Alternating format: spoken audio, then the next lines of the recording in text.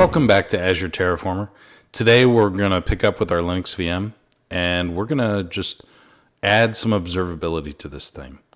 So right now our Linux VM literally just has network connectivity, nothing else. And we're going to layer on functionality to this VM using automation so that you can see a lot of the functionality that Azure provides for just a virtual machine. But we're going to activate it using Terraform. So that's what we're going to be doing these next few episodes. So buckle up. Let's get going.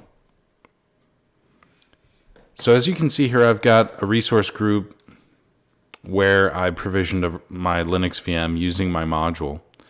And if we go look in the portal has all these GUI experiences, which they give you wizards that will help you enable features that aren't active, right? And just by clicking through the different slices within the Azure Portal, you're going to find features that haven't been activated, like backup, like disaster recovery, like diagnostic settings. But there's a few other features that I probably want to enable as well before we get into diagnostic settings. So the first one that I want to do is called Boot Diagnostics. And this is a pretty simple one, but it's really helpful if you're like me and you use Packer to build your own custom images. And if you ever have any problems like with the custom VM image booting up, Boot Diagnostics is essential for setting up so that you can troubleshoot those issues. So it's one of those features that it's really low cost to set up because all it requires is a storage account.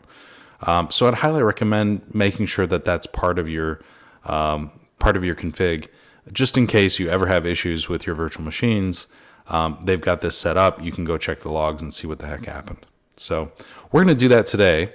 Again, all this requires is a storage account, and I've in my observability stack that I provisioned to my using Azure DevOps, I already have a storage account in each of the regions that I plan on deploying. If I go look at my observability, so there we go. In my observability stack, I have storage accounts in the two regions that I'm targeting right now, West US and East US. So this seems like a natural storage account that I can dump Boot Diagnostics into. So what I'm going to do is I'm just going to snag the resource group name.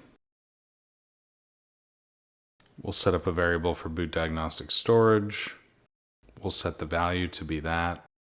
And I mean, just in case Boot Diagnostics storage is in a different resource group, I might as well set this up as an object.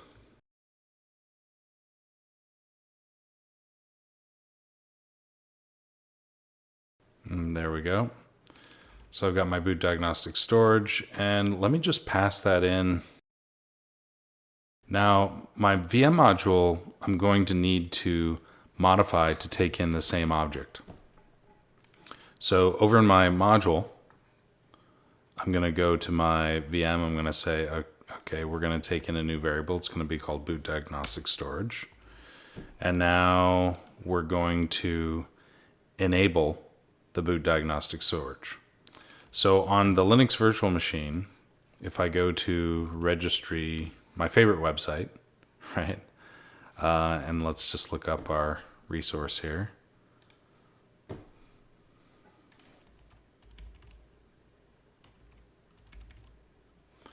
Boot Diagnostics. So Boot Diagnostics is a block that's defined as below. So we have a storage URI. So that's interesting. So this is where things can get tricky when you're trying to use a similar contract for all things, right? So if you want to, so blob storage account is very commonly, oftentimes you use the blob storage account ID or use the blob storage account name. Here it's actually using the blob storage account URI, right? So these types of design changes in the Terraform provider for Azure make it difficult, I think, for developers that are trying to, pass things around in a consistent fashion. We're not using the common nomenclature of like the ID or the name. We actually have to go get the storage account URI in order to make this work.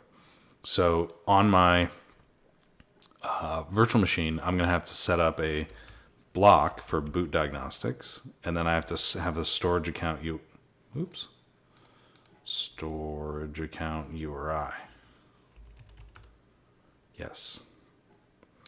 Now the trick is, I actually need to look up that storage account in order to set the Boot Diagnostics setting. So in this case, I don't think it makes a lot of sense to pass in that object to my module. Here's why. If I pass in this object to my module, that's going to go get the storage account URI, I'm going to have to use a data source to go look up the storage account URI. That's not going to be a good thing, because basically when you design your module, you want a reusable module. You don't want to assume anything about the inputs that you're passing in, right? So what the problem that can happen is, if I am deploying in my root module, if I deploy the storage account that I then pass to my virtual machine for its Boot Diagnostics, there can get into a race condition where in the same Terraform apply, I'm both trying to declare a resource and provision a storage account, and I'm trying to use a data source to reference that same storage account. This is kind of the same thing as a circular reference, right? The data source is expecting the resource to be provisioned. It may not be fully provisioned and initialized, hence you're going to run into some problems. So I found it's best when defining module boundaries, the interface within your modules, to make sure that these boundaries are very tight in terms of dependencies. Like, you don't want to inject an additional dependency of using data sources when you can. And we've seen this in other module interfaces that I've built using Key Vault or use like the SSH key. I always do the SSH key lookup outside of the module, and then I pass in the SSH key value to the module. That way the module doesn't care where that thing came from. It just has the value. It passes the VM. It's happy day. Same thing with the virtual machine image ID. Doesn't matter where you get the virtual machine image ID. We don't want to be looking up the virtual machine image ID within the module. That implementation pathway should not be in the module. The module should not care how you look up that virtual machine image ID. It should just be like, yo, give me a virtual machine image ID. All right, I'm happy, right? So in this case, we are not going to pass in this complex object. We are literally just going to change this and pass in the storage account ID for Boot Diagnostics. Now this is getting a little long, right? In terms of the variable name, but I think it needs to be, in order to be clear about like what this storage account. First of all, what type of property this is. Is it the URI? Is it the ID? Is it the name? And then what is the storage account being used for? This is a storage account specifically being used for storage account. For this storage account is being specifically used for Boot Diagnostics. Hence the prefix and the name. So now I've added this and we've configured this. Now we could also add a conditional, right? Where if this is null, we don't enable this Boot Diagnostics, which is probably a good idea, right? So if we default this thing to null, and again, I'm not a big fan of defaults unless you're defaulting it to null. So we're going to say, look, if you really, really don't want Boot Diagnostics, then just don't set this value on my module. and then this thing won't ever get created. So what I'm going to do in here, I'm just going to make this a dynamic block.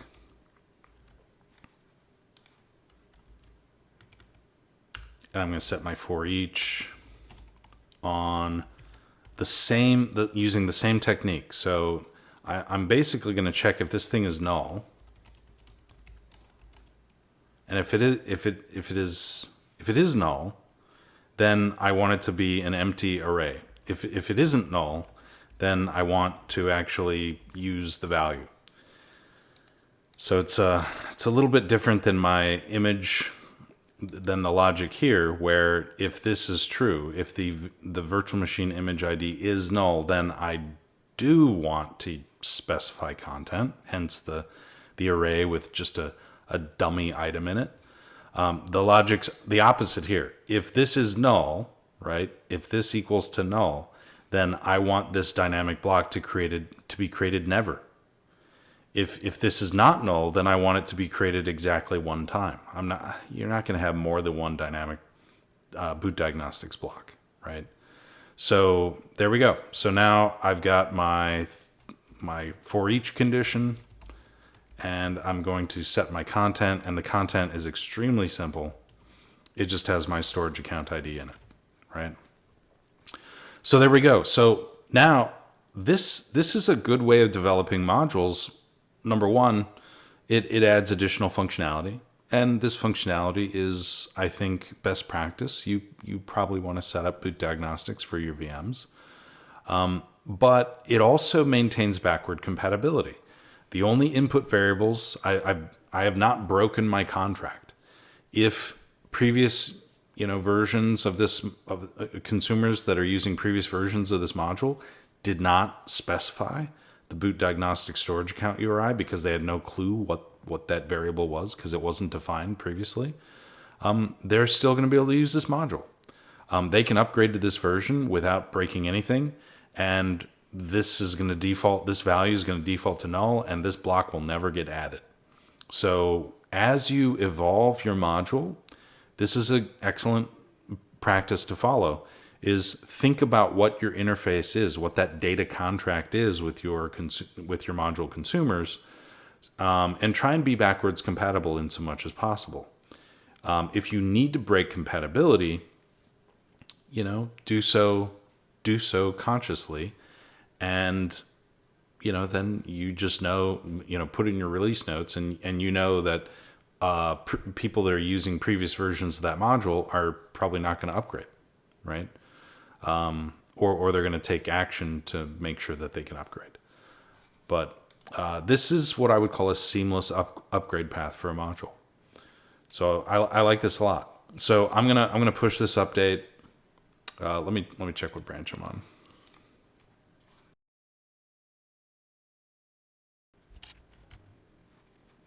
So there we go. We just pushed this module. Let me create a tag.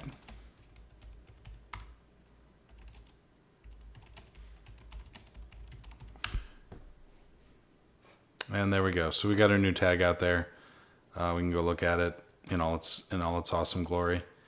And now our virtual machine, our Linux baseline virtual machine, has this Boot Diagnostics storage account URI. So now let's go reference that from our solution here. Where are we? Yeah, this is where we are. So in our root module, we have this complex thing. And in our code, we're going to have to look up that storage account. So the way we're going to look up the storage account is using a data source on the storage account. No magic here, right? I mean, we just we use the resource group. We use the resource group name, and we use the storage account name, and we find ourselves the Boot Diagnostics storage account. All right, I'm just going to call it Boot Diagnostics. And so now we reference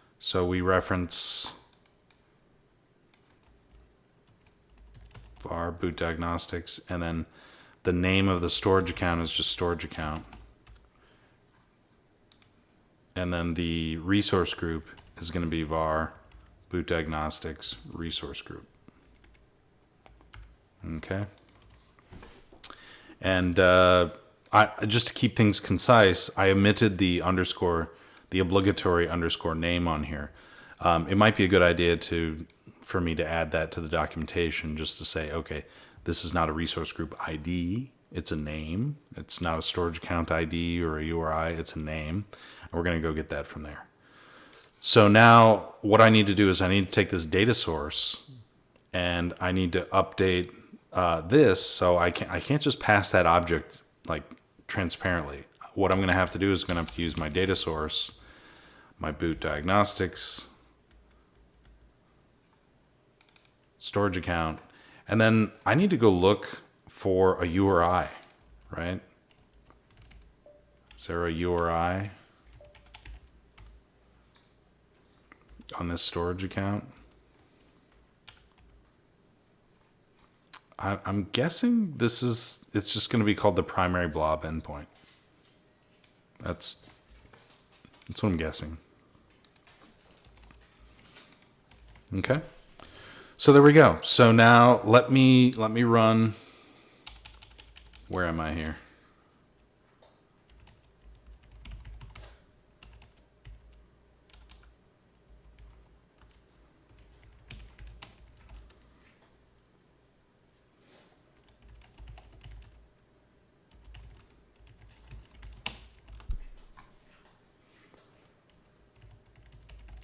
Let me run apply. Okay, so we have some problems. So an argument Boot Diagnostics is not expected here. It's probably because I haven't upgraded my version of my module. Whoops. Let's add that. And let's run init. So we pull the latest version of the module. And let's try it again. So an argument, it still didn't like that argument. Boot did, oh yeah, because I'm not even maintaining my module interface here. So the module wants the URI, and it's been named thusly. So I need to go make sure that I'm passing in the correct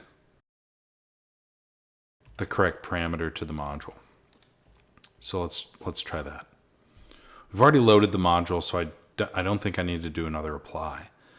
But I'm sorry, another init. But I'm running apply again to recheck my Terraform code here. So now the Boot Diagnostics storage account URI is set. We're gonna smash yes, and we're gonna see this sucker deploy. Okay, so it finished. Let's go check out the results by looking at this thing in the portal. I'm going to go to episode 37. Let's check out the VM. Let's go look at the Boot Diagnostics.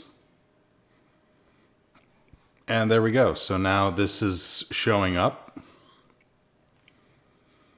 And, we can go download the screenshot and see what's going on there. And so this is all configured. Serial log, let's see here. In the diagnostics storage container. The data could take time to become available. Got it. Okay. And so you can see here we've got this set up using our storage account, and this is configured via Terraform. And so we're all done. So we got Boot Diagnostics going on our VM.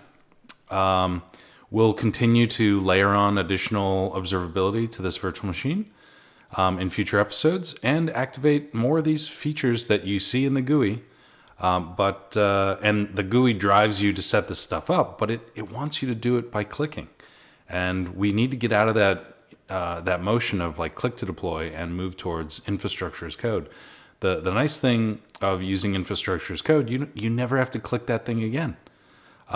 Just by coding it once, it's going to be in your repertoire of provisioning Azure VMs, and you don't ever have to configure it again. Assuming you have the storage account in the correct region that you want, which we set up our observability stack to have that. all you really need to do is just configure your input variables to specify the right storage account that you want to use. So I hope you enjoyed this video. Please give me a like if you did, or even if you didn't, it's fine. I'll take the like anyway. And if you're enjoying my channel, please subscribe. It really helps the channel as we grow and try and get the message out about, hey, Terraform does things other than AWS. That's really what this channel is all about. And I'm really trying to give Azure a voice in the Terraform community by highlighting basically how you can use Terraform very effectively on the Azure platform, and trying to break down some of those maybe preconceived notions about the Azure RM provider isn't ready for production. It absolutely is, and we're here to show you how to use it. So anyways, please subscribe and smash that bell once you do, so you can get an update on when my next video drops. Until then, this is the Azure Terraformer signing off. Cheers.